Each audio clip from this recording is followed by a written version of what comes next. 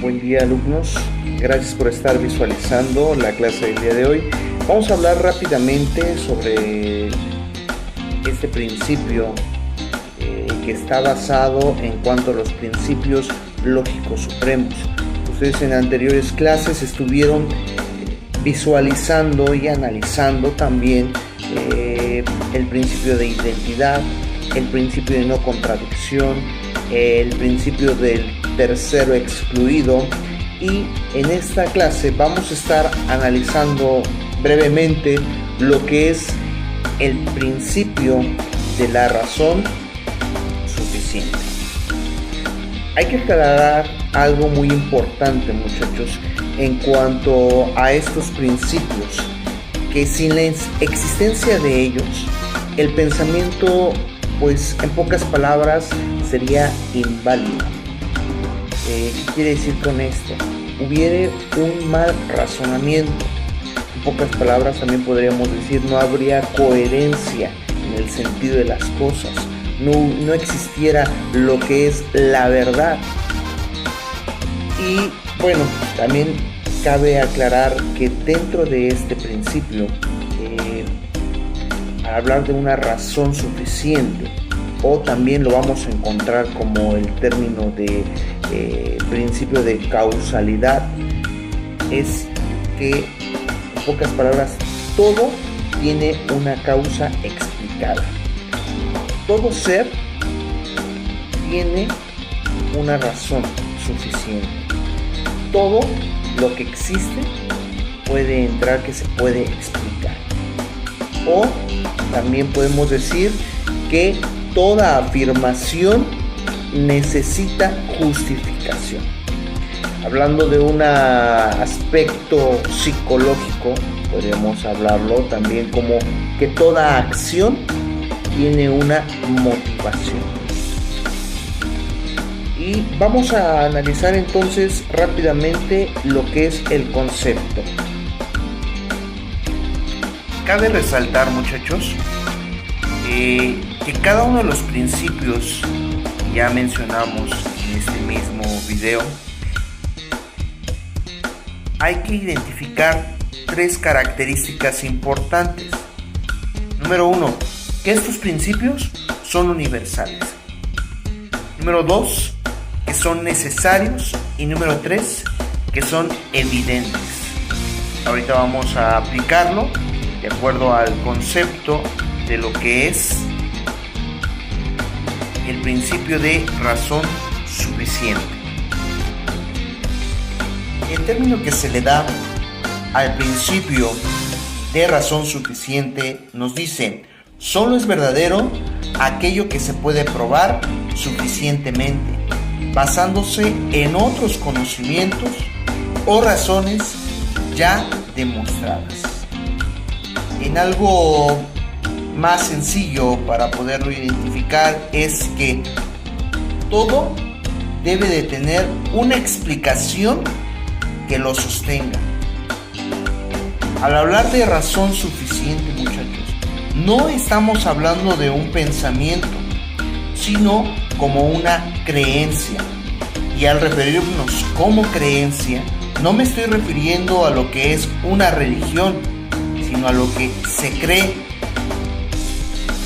y a lo que entonces podemos decir que lo que existe tiene una razón y es verdad, y que en resumen no es necesaria la comprobación. Al referirnos también al principio de una razón suficiente, también lo vamos a identificar como el principio de la causalidad, ya lo hemos mencionado. Este término también, muchachos, desde el tiempo antiguo, los griegos siempre han expresado en que toda causa tiene un efecto. Podemos decir que nada puede moverse por sí solo. Al identificar también este término, vamos a identificar dos aspectos principales. El primero nos dice que las cosas no ocurren de manera aislada. El segundo aspecto importante nos dice, todas las causas están ligadas unas a otras en un proceso de interacción. Por eso aquí entra el término de que nada puede moverse por sí solo, o que toda causa tiene un efecto. Por eso hablamos en las características que son evidentes. Entonces, muchachos, podemos decir que nada existe sin una razón suficiente. Ahorita estábamos analizando que también se le da el término de causalidad y hablábamos del término que toda causa trae un efecto. Podemos resumirlo también que todos los hechos tienen una explicación. Nada sucede porque sí. Tomemos como ejemplo los fenómenos ordinarios. ¿A qué me refiero con este tipo de fenómenos? Cuando está lloviendo, cuando hay un día soleado, cuando existe lo que es o surge lo que es un sismo o un temblor. Todo en la parte científica siempre se han cuestionado el por qué suceden las cosas. Y aquí entra en lo que son las tres características, en el cual son necesarios. ¿Por qué son los principios necesarios? Porque de ahí van a partir para poder analizar la situación, los entes, el sujeto. Vamos a estar analizando también lo que es el objeto. Vamos a preguntarnos el porqué de las cosas. Cuando hablamos de un principio de causalidad o un principio de razón suficiente, es porque todo tiene una razón de ser. Hemos aún escuchado ese término en una canción, mi razón de ser. ¿Cuál es esa razón? El por qué existe, el por qué está ahí a su lado esa persona, pero también esto aplica en todos los demás aspectos. Veamos otro ejemplo. Un coche no se puede mover por sí solo. Necesita que algo lo impulse o algo lo esté moviendo. En este caso, entra un sujeto o una persona, un ente, ¿sí? Y entonces ahí sabemos la causa por el cual se está moviendo ese coche. Otro ejemplo sería, el término del terrorismo. ¿Por qué existe el terrorismo? Esto no surge nada más porque sí o de la nada. Tiene que haber un porqué. Y aquí se aplica el principio de la razón suficiente. Este tipo de grupos decimos que eran terroristas, bueno, han surgido de alguna forma por algún conflicto social, un conflicto político, que en su momento hay un desacuerdo o en su momento también hubo un daño o perjudicó algo que hizo el movimiento social o político. En este caso se está diciendo que su razón suficiente por el que surgen los terroristas es que hubo una agresión armada en su momento de esa asociación política. Podemos hablar de otro ejemplo en cuanto a la razón suficiente. Es porque sencillamente, y hablamos también en el término de filosofía, es ¿por qué existimos? ¿Sí?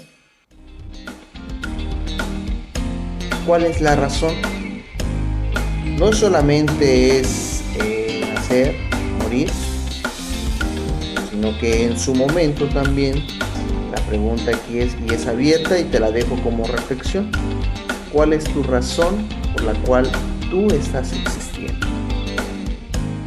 Por eso también no podemos decir que no es nada, o que simplemente fue un accidente, no, sino que cada ser, cada sujeto existe por algo, porque tiene una razón. Y hasta la fecha seguimos teniendo vida y seguimos adelante porque hay una razón suficiente. Es como si habláramos, para que un robot pueda moverse, tuvo que haber existido primero su constructor, su diseñador, su creador, y que en este caso, por medio de un control, lo puede estar usando, le puede estar dando esa vida, movimiento. ¿Cuál es su razón de ese robot? Pues de que haga estas características, haga estas tareas, pero por esa razón existe. Pues de alguna forma este es el tema general que engloba estos 4 principios al término o al tema general de lo que es la afirmación y la negación, que en su momento nos decía las actividades que todo está basado a principios. ¿Y cuáles serán esos principios? Los que ustedes estuvieron viendo en estas clases, y el día de hoy se estuvo viendo este 4º principio. Pues muchas gracias por su atención, muchachos. Nos vemos hasta la próxima.